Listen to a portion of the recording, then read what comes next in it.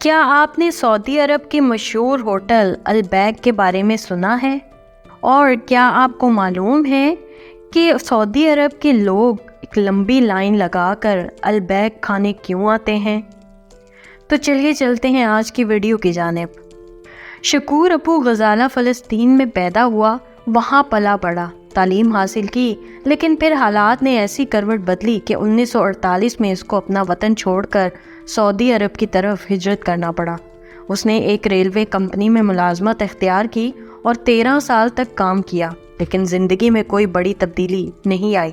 اس کی خواہش تھی کہ جس طرح پرمشقت زندگی جی ہے، میرے بچوں کی زندگی ایسی نہ ہو۔ اس مقصد کے لیے وہ لبنان چلا آیا۔ یہاں اس نے ایک کے بعد ایک کام شروع کیا، 10 مختلف کاروباروں میں کبھی وہ کامیاب ہوا اور کبھی ناکام۔ البتہ ایک صبح جب وہ اٹھا تو اس کو یہ لرزا دینے والی خبر ملی کہ وہ کنگال ہو چکا ہے۔ اس نے جس بینک میں اپنا سرمایہ رکھا تھا وہ سارا کا سارا ڈوب گیا۔ یہ خبر اس پر قیامت بن کر گری۔ وہ شدید مایوس ہو گیا، لیکن ابھی زندگی کا کھیل باقی تھا۔ کچھ عرصے بعد اس کو اطلاع ملی کہ تیل کی بدولت ساری دنیا سعودی عرب کا رخ کر رہی ہے۔ چونکہ اس نے زندگی کے زناٹے دار تھپڑ کھائے تھے، اس لیے وہ جان گیا کہ یہ ایک بہترین موقع ہے۔ وہ جدہ آیا اور حالات کا جائزہ لیا تو معلوم ہوا کہ باہر سے آنے والے لوگ عربوں کی طرح کھجور اور اونٹنی کے دودھ کے ساتھ خشک روٹی کھانے کے عادی نہیں۔ انہیں ماڈرن غذا چاہیے جو سستی بھی ہو اور لذیذ بھی۔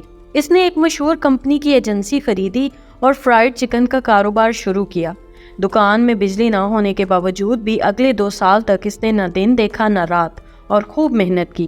وہ رات کو 12 بجے تھکا ہارا گھر لوٹتا تو اس کے لباس سے تیل کی بو آ رہی ہوتی، لیکن اس سے زیادہ وہ اس بات پر پریشان تھا کہ سخت محنت کے باوجود بھی فروخت نہیں ہو رہی۔ اسی دوران اس پر یہ خوفناک انکشاف ہوا کہ وہ کینسر کے مرض میں مبتلا ہو چکا ہے، لیکن اس بات کو اس نے اعصاب پر سوار نہ کیا اور جی جان سے محنت کرتا رہا۔ کچھ ہی عرصے میں اس کا کاروبار چل پڑا، لیکن اب اس میں اپنی بیماری سے لڑنے کی ہمت نہیں رہی تھی۔ چنانچہ 1976 کو وہ اس دار فانی سے کوچ کر گیا۔ شکور ابو غزالہ کی وفات کے کچھ عرصے کے بعد ایک دن اس کے بیٹے کو فون آیا۔ دوسری جانب ریسٹورنٹ کا مینیجر تھا جو بتا رہا تھا، سر مدینہ روڈ والے ریسٹورنٹ کا آج افتتاح ہے، لیکن ریسٹورنٹ کھلنے سے پہلے ہی گاہکوں کی 100 میٹر طویل لائن لگ چکی ہے جو ہمارے فرائیڈ چکن لینے کے لیے بےتاب ہے۔ آپ کو اگر سعودی عرب جانے کا اتفاق ہوا تو آپ نے وہاں کی مشہور سوغات البیک کا مزہ ضرور چکھا ہوگا۔ آپ کو جان کر حیرت ہوگی کہ یہ برانڈ اپنی پروڈکٹ کی تیاری میں وہی چیزیں استعمال کرتا ہے جو باقی لوگ کرتے ہیں، لیکن اس کے باوجود بھی ان کا ایک پیکٹ حاصل کرنے کے لیے لوگ لمبی قطار میں کھڑے ہو کر انتظار کرتے ہیں۔ ایک عام سی پروڈکٹ کی اس قدر مقبولیت کے پیچھے آخر کیا راز ہے؟ آج کی ویڈیو میں آپ کے سامنے وہ نکات پیش کریں گے جن پر اس کمپنی کے لیڈرشپ عمل پیرا ہیں، اور اس کی بدولت 120 برانچز کے ساتھ آج یہ عرب ممالک کا مقبول ترین فوڈ بن چکا ہے۔ اس فوڈ برانڈ کے بانی شکور ابو غزالہ نے اللہ کو اپنے بزنس میں پارٹنر بنا لیا تھا۔ رات کو جب وہ دن بھر کا حساب کتاب کرنے بیٹھ، جس قدر پیکٹ فروخت ہوئے ہوتے فی پیکٹ وہ 1 ریال صدقہ کرتا، اگلے دن بزنس دگنا ہوتا اور وہ صدقہ بھی دگنا کر دیتا۔ جیسے جیسے اس کا کاروبار بڑھتا گیا اس کے صدقے کی مقدار بھی بڑھتی گئی، اور پھر یہ اس قدر بڑی رقم بن گئی کہ کئی سارے خیراتی ادارے اس رقم پر چلنے لگے۔ 1976 میں جب ابو غزالہ کا جنازہ اٹھا تو اس کی اولاد کے ساتھ ساتھ یہ ادارے بھی یتیم ہو گئے۔ باپ کی وفات کے بعد جب اس کے بیٹوں کو اس خفیہ پارٹنرشپ کا پتہ چلا تو انہوں نے اس روایت کو برقرار رکھنے بلکہ فی پیکٹ 2 ریال صدقہ کرنے کا فیصلہ کیا، اور پھر اللہ کے ساتھ شراکت داری کی برکت سے مختصر عرصے میں یہ برانڈ دنیا بھر میں مشہور اور معروف ہو گیا۔ جب شکور ابو غزالہ کا انتقال ہوا تو اس وقت اس کے 2 بیٹے پڑھ رہے تھے۔ انہیں کاروبار کا تجربہ بالکل نہیں تھا۔ ایک دن انہیں بینک سے کال آ گئی، دونوں وہاں پہنچے تو بتایا گیا کہ آپ کے والد نے ایک بڑی رقم قرض کے طور پر لی ہے، 2 سال کے اندر اندر یہ قرضہ واپس کر دیا جائے ورنہ پھر کاروبار سے دستبردار ہو جائیں۔ دونوں بہت پریشان ہوئے، اب تعلیم کی طرف دھیان دیں یا پھر کاروبار کو دیکھیں، لیکن پھر اپنے باپ کے سکھائے ہوئے سبق کے مطابق انہوں نے حالات کا مقابلہ کرنے کا فیصلہ کیا۔ انہوں نے اپنے تمام اثاثہ جات بیچے، اپنے اخراجات کو انتہائی کم کر دیا، یہاں تک کہ چائے اور کافی پینی بھی چھوڑ دی، اور جی جان سے کاروبار بڑھانے پر لگ گئے۔ اسی دوران انہوں نے اپنے لیے کچھ اصول اور نکات مقرر کیے اور سختی سے ان پر عمل کرنا شروع کر دیا۔ پہلا اصول یہ ایک سوال تھا، میں اس دنیا میں کیوں ہوں؟ انہوں نے یہ طے کیا کہ ہمارا اس دنیا میں آنے کا مقصد کیا ہے۔ ان کے پاس تعلیم اور مہارت تھی اور کاروبار کرنے کا ایک بہترین موقع بھی، چنانچہ انہوں نے لوگوں کو بہترین خوراک دینے اور اس کاروبار سے ہونے والے نفع سے اپنے ملک و قوم کی خدمت کرنے کا عزم کیا اور پھر کاروبار میں جیت گئے۔ نتیجہ یہ نکلا کہ ان کا کاروبار روز بروز بڑھتا گیا اور انہوں نے کئی سارے فلاحی پروجیکٹس شروع کر دیے جو اب بھی ملک و قوم کی بہتری کے لیے کام کر رہے ہیں۔ دوسرا اصول یہ بھی ایک سوال تھا، میں نے جانا کہاں ہے؟ اس سوال کا جواب انہوں نے یہ متعین کیا کہ ہم نے دنیا بھر کے شہروں میں اپنی برانچز کھولنی ہیں جہاں ہم نے اپنے کسٹمرز کو بہترین غذا، اچھی سہولت اور مہربان رویہ دینا ہے۔ تیسرا اصول یہ بھی ایک سوال تھا، اپنی منزل تک پہنچنا کیسے ہے؟ اس کا جواب انہوں نے علم کو بنایا۔ وہ جان گئے کہ علم ایک طاقتور ہتھیار ہے، جس کے پاس یہ ہتھیار ہے وہ کامیاب ہے۔ انہوں نے فیصلہ کیا کہ ہم نے دوسروں کی معلومات پر انحصار نہیں کرنا۔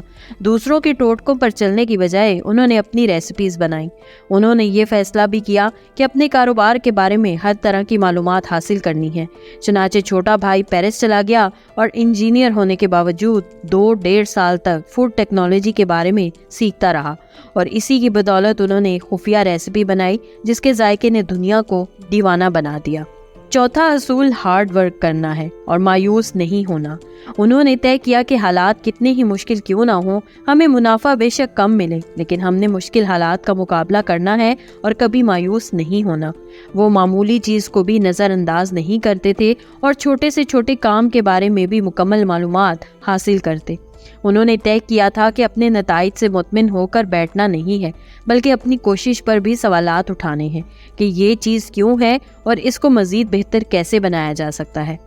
انہوں نے عادت بنائی کہ اپنے رویے سے عاجزی کا اظہار کرنا ہے اور ہمیشہ اپنے رب کا، اپنے سٹاف کا اور اپنے کسٹمرز کا شکر گزار رہنا ہے۔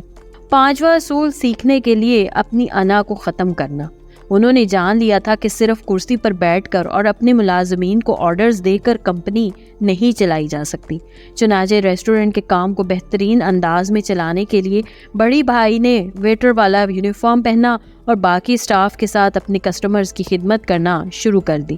اس نے ریسٹورنٹ میں ہونے والے تمام کاموں کا بغور جائزہ لیا اور اس نے اپنے کان کھلے رکھے کہ لوگ کیا بات چیت کرتے ہیں، آنکھیں یہ دیکھنے کے لیے کھلی رکھیں کہ سٹاف اور گاہک کیا کرتے ہیں۔ اس کو جس چیز کی سمجھ نہ آتی وہ بغیر کسی جھجک کے اپنے سٹاف سے پوچھ لیتا اور پوری طرح سمجھنے کی کوشش کرتا۔ اس نے چکن فرائی کرنا، اسے اپنے گاہکوں کے سامنے پیش کرنا، ان سے بات چیت اور مسکرا کر ملنا، حتیٰ کہ فرش دھونا اور باتھ روم صاف کرنے کا طریقہ بھی سیکھا۔ چھٹا اصول کمپنی کا فرنٹ لائن سٹاف ایک قیمتی ترین سرمایہ ہے۔ انہوں نے بہت جلد اس بات کو سمجھ لیا تھا کہ کسٹمرز کو ڈیل کرنے والے سٹاف کا رویہ ہی یہ طے کرتا ہے کہ گاہک نے اگلی بار اس ریسٹورنٹ میں آنا ہے یا نہیں۔ یہ وہ لوگ ہوتے ہیں جن پر کسٹمرز کی آنکھ ہوتی ہے اور یہی لوگ کمپنی کی پہچان ہوتے ہیں۔ چنانچہ انہوں نے طے کیا کہ اپنی ٹیم کو ایک جسم کی مانند سمجھنا ہے، ان کو ہمیشہ پہلی ترجیح پر رکھنا ہے، ان کی قدر کرنی ہے، ان کا خیال ایسے رکھنا ہے جیسے ہم اپنی فیملی کا رکھتے ہیں، ان کی تمام ضروریات کی مکمل ذمہ داری لینی ہے، ان کے مسائل کو سمجھنا ہے اور انہیں جلد سے جلد دور کرنا ہے۔ وہ اس بات کو تسلیم کرتے ہیں کہ جب اپنی ٹیم کو مسائل سے بے فکر کر دیں گے تو یہ لوگ صف اول کے بہادر سپاہیوں کی طرح آپ کے لیے میدانی کاروبار میں لڑیں گے۔ البیک کے سی ای او رامی ابو غزالہ کو ایک دفعہ ملک سے باہر جانا تھا۔ ایئرپورٹ میں بورڈنگ کارڈ وصول کرتے وقت اہلکار نے اس کے پیچھے کھڑے لڑکے کو آگے کیا۔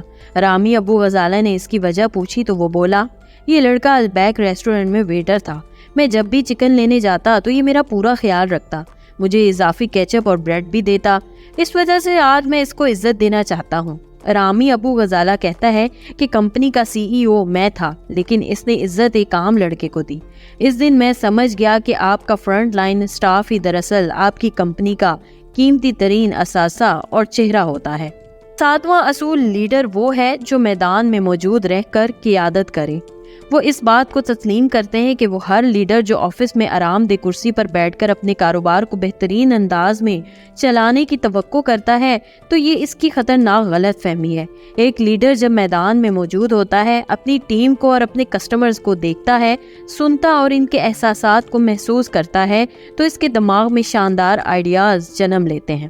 میدان عمل میں اپنی موجودگی کی بدولت لیڈر یہ بات بھی جان سکتا ہے کہ اس کے کاروباری حریف کیا کر رہا ہے اور اسی کے مطابق وہ اپنے کاروبار کے لیے بہترین حکمت عملی بنا سکتا ہے۔ 8واں اصول، واضح معیار اور طریقہ کار کے بغیر ترقی ممکن نہیں۔ وہ کہتے ہیں کہ اپنی کمپنی کے تمام اہم معاملات اور مسائل کو لکھنے کی عادت بنائیں۔ لکھنے کے بعد ان کا حل سوچیں۔ کمپنی میں ہونے والی اہم تقریبات کی رپورٹ بنائیں۔ درپیش آنے والے مسائل کو لکھیں۔ اس کا فائدہ یہ ہوگا کہ اگلے سال جب یہ تقریب دوبارہ آئے گی تو اپنی رپورٹ ایک دفعہ پڑھنے سے وہ سب کچھ آپ کے ذہن میں آ جائے گا اور آپ کو دوبارہ سے چیزوں کو سوچنا، انہیں پلان کرنا نہیں پڑے گا۔ لکھنے کی عادت سے آپ اپنی ٹیم کو بہترین انداز میں مصروف کر سکتے ہیں۔ اس عادت کی بدولت آپ کسی کنسلٹنٹ کے بھی محتاج نہیں رہیں گے اور اپنے کاموں کا بہترین جائزہ لے سکیں گے۔ 9واں اصول، پیسے کے لیے نہیں بلکہ ترقی اور عزت کے لیے کام کریں۔ ایسے آئیڈیاز پر کام کریں جن کی بدولت آپ دوسروں کی زندگیوں کو بہتر بنا سکیں۔ ہمیشہ بڑی منزل کا سوچیں، صرف پیسے کا نہ سوچیں، کیونکہ جو چیز جلدی ملتی ہے وہ جلدی کھو بھی جاتی ہے۔ البتہ آپ کا معیار اور آپ کی عزت ہمیشہ باقی رہتی ہے۔ کبھی بھی اپنے آپ کو اپنے کسٹمر سے زیادہ ذہین نہ سمجھیں، بلکہ ان کے ساتھ عاجزی کا مظاہرہ کریں۔ ان کی ضروریات کو سمجھیں اور انہیں بہترین طریقے سے مکمل کرنے کی کوشش کریں۔ آپ کی ہمیشہ یہ کوشش رہنی چاہیے کہ اپنے کسٹمرز کے ساتھ اعتماد سے بھرپور رشتہ برقرار رکھیں۔ 10واں اور آخری اصول، اپنے کاروباری حریفوں پر نظر رکھیں لیکن انہیں عزت بھی دیں۔ ایک بہترین لیڈر وہ ہوتا ہے جو اپنے مد مقابل کی خوبیوں اور خامیوں سے خود کو باخبر رکھے۔ لیڈر کو علم ہونا چاہیے کہ اس کا حریف کیسا سوچتا ہے، اس کے وسائل کیا کیا ہیں، اس کی ترجیحات کیا ہیں۔ عقل مند لیڈر اپنے مد مقابل کو کبھی کمزور نہیں سمجھتا، وہ اس سے بھی سیکھنے کی کوشش کرتا ہے، البتہ ایسی پروڈکٹ نہیں لاتا جس پر گمان ہو کہ یہ اس نے اپنے مد مقابل کی نقل کی ہے۔ اس طرح کی مزید دلچسپ ویڈیوز دیکھنے کے لیے دیکھتے رہیے میرے چینل کو لائک، سبسکرائب اور شیئر ضرور کیجیے اور ساتھ ہی ساتھ بیل آئیکن کو بھی دبا دیجیے۔ شکریہ۔ اللہ حافظ۔